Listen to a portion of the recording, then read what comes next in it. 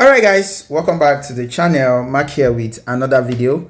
So this is actually coming from the Queen Mother. I always call her the Queen Mother. A lot of people are not always happy. Yes, whether you like it or not, she's the obedient Queen Mother. The obedient Queen Mother. The Queen Mother of the youth. The truthful Nigerian youth who wants a better government. That's who she is. I'm talking of no other person but Aisha Yesufu. And she said something that drew my attention on this her video about Peter Obi. He said she's angry at Peter Obi. Me just seeing that headline alone, I was curious to know why she's angry, and I've not watched the video. I must be honest with you, I've not watched the video. I don't know why she's angry with Peter Obi, but I feel like it is something that we should listen together and possibly, deliberate it. That's why I brought the video here. So let's take a listen to the reason why Aisha Yesufu is angry with Peter Obi. Hello everyone. It's actually 1:29, or less it's 1:30 a.m. in the morning.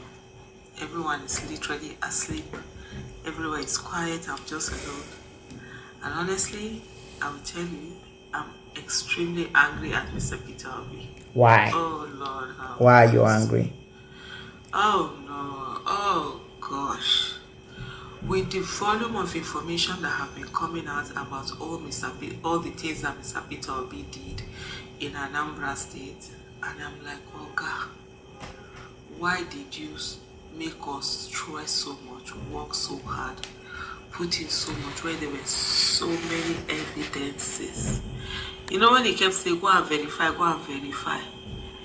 Baby, if you want the verification, you should have told us there were so many that would have made our work easier.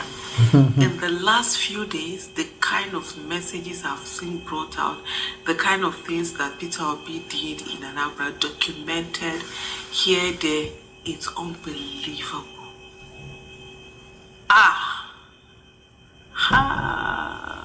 But they are saying he did Honestly, nothing now. You see, this one is brought out, that one is in the act of compassion, is in the act of doing so many great things for that. And you see so many people who were present to the extent that EFCC had to come out to defend Peter Obi. When some people were like, oh, that his properties were seized, this thing was taken, EFCC. In 2018, EFCC said, no, nothing. He didn't have any issue with them that they needed to do anything like that. I mean, you see I can't even keep up with them. Some of them you're seeing messages, tweets, and all of that. That even the people that attack him today that have done so much of it, it's unbelievable. Okay. It's just unbelievable. And so, in short, the one that I found very, let me just digress a little bit now for the tweet, was the one that was done by someone called Dipo at Awojide. All of a sudden, started attacking PO and all of that. And this tweet of his, where he did as far back as when, that let Peter Obi start to run for president now. You see people will now start checking him and saying he has this, he has that. The exact thing that he wrote in that tweet was what he was now doing. But anyway, I'm not even here to talk about those things. It's to talk about the documented things that Peter Obi had done, that were live and documented. Honestly, that would have made our work easier. They cry. Oh boy, I better you say as I did here, so the thing He used to cry.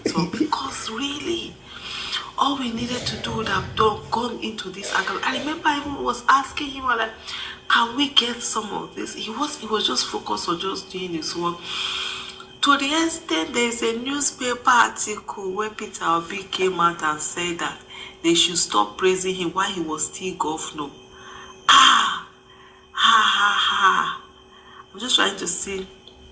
Let me quickly, look up this thing here. He said they should stop praising him.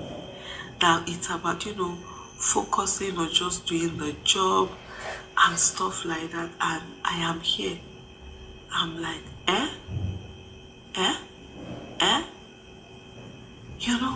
all these things were things we really could have used during that election. But,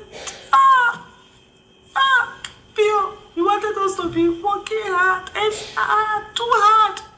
When we could have have just been keeping it this thing and like, take. Next, give you another one. Next, give you another He one. wanted you guys to Ended end up, it now. having to toil and everything. Well, we have to work hard. Well, at least it how do I put it? It strengthens us. Who needs stress? Who needs to be stressed when you can just do this thing easily? Honestly, seeing so many things that have been spoken about Mr. Peter Obi just reinforce in me the need for consistency, the need to always do the right thing, irrespective of whether anybody is watching or anybody is not watching. That just doing the right thing, there will be a time when it will be something that you can be proud of and you can talk about and you can just be there, just say, I have also done this particular thing. For me, that's really the key takeaway lessons that I have out of this whole thing, where I'm seeing there's so many people who are praising Mr. Peter about the many things that he has done and all of that. But in the meantime, I'll leave you here with this particular thing that Mr. Peter Obi, and hearing that one of his brother, the last one you hear, that one of his brother, that he refused to give his brother contract. Anyway, no before my mouth when I go here say Tinubu lose the election. Manufacturing has received a boost in Anambra State, where over 300 million naira worth of waste evacuation trucks and receptacles and 30 school buses were procured by the state government from an indigenous manufacturing company in the state. The waste evacuation materials will be distributed to the various local government areas in the state for effective and proper waste management, while the school buses will go to secondary schools in the state that didn't get theirs in the previous distribution. It was a dual ceremony at Innocent Vehicles Manufacturing Factory, Newi, with the launch of over 300 million naira worth of waste evacuation trucks and receptacles and 30 school buses by the Anambra State Governor, Mr. Peter Obi. The governor said inasmuch as proper waste management in the state is important to him, the idea of procuring the waste management materials and school buses from an indigenous manufacturing company is also of utmost importance. This is only vehicle manufacturing facility in Nigeria. We're proud of that. And this is happening in Anambra State. And like I said before, I was part of this. It was our own conducive environment that attracted this, and we've been supporting it. The governor made it clear that with the provision of basic necessity to achieve a clean environment, whoever defaults will be dealt according to the law. And we'll soon start a very strict punishment for those who want Anambra State to be dirty. The trucks and receptacles were launched, and the elected Commissioner for Environment revealed what maintaining clean environment had earned the state, while the Commissioner for Education could not hide his joy for the buses. UNDP awarded Anambra State $4 million for being #1 in integrated waste management system in Nigeria. Your Excellency, that you've made my principals proud. Each time we go for an outing, be it Abuja or anywhere outside the state, my principals usually stand out because their buses will be everywhere. The governor and his entourage were taken around the facility of the manufacturing company with the chairman of the company, Mr. Innocent Chukwu. The thing I'll tell you that is shocking, I am in contact with with the siblings of Peter Obi, and one day I called the brother. I say, what are we going to do so that this thing work? You know what he told me? Peter is on his own, but we are forgiving him. Listen to what I'm trying to say. We are forgiving him. We will do whatever we can. Let us. I said, what do you mean? He said, do you know that Peter was governor for 8 years and he never gave me a single contract? His own blood brother. And he came with contract papers several times. Say, young man, go and do your business. Have you been a contractor?